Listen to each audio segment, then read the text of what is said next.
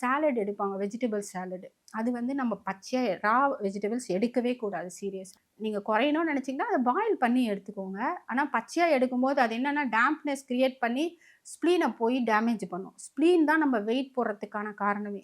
So அத damage பண்ணும்போது 1 inch கூட உங்களால குறைய முடியாது. ஸோ நீங்க வெஜிடபிள்ஸ் எடுக்கும்பொழுது பாயில் பண்ணி எடுக்கிறது ரொம்ப நல்லது. ஸோ இந்த சாலட்ஸ் எப்பயுமே எடுக்கிறோம்னா பாயில் பாயில் பண்ணி தான் சாப்பிடணும். ஓகே. இந்த ஊற வச்சதெல்லாம் எடுத்துக்கிறாங்க மேம் அதெல்லாம்? ஊற வச்சு எடுக்கலாம். ஸ்ப்ரவுட்ஸ் கூட பார்த்தீங்கன்னா, நீங்க மொளக்கட்டினது இருக்குல்ல, அது கூட நீங்க பாயில் பண்ணி சாப்பிடுங்க. ரொம்ப ஈஸியா டைஜெஸ்ட் ஆயிடும். அதனால தான் நான் சொல்றேன். ஸோ டைஜஷனுக்கு எவ்வளோ ஈஸியா நம்ம கண்டிப்பா, இருக்கணும். கண்டிப்பா. அதே மாரி நீங்க இப்ப ஸ்கின் பத்தி கேட்கும்போது, இந்த பிம்பிள்ஸ் எல்லாம் வருது. நெறைய பேருக்கு பார்த்தீங்கன்னா, பிம்பிள்ஸ்னால ரொம்பவே மனசே உடைஞ்சு சில பேர் ஒரு ஸ்ட்ரெஸ்ஸுக்குள்ளேயே போயிட்டு டிப்ரஷனுக்குள்ளேயே போறவங்கள நெறைய பார்க்குறோம். ஏன்னா, இப்ப இருக்கிற யங்ஸ்டர்ஸ் எப்படின்னா, ஃபேஸ்ல ஒரு சின்னதா இருந்தா கூட அத ஒரு பெரிய இஷ்யூவா தான் யோசிக்கிறாங்க. அந்த மாரி காலம் ஆயிடுச்சு.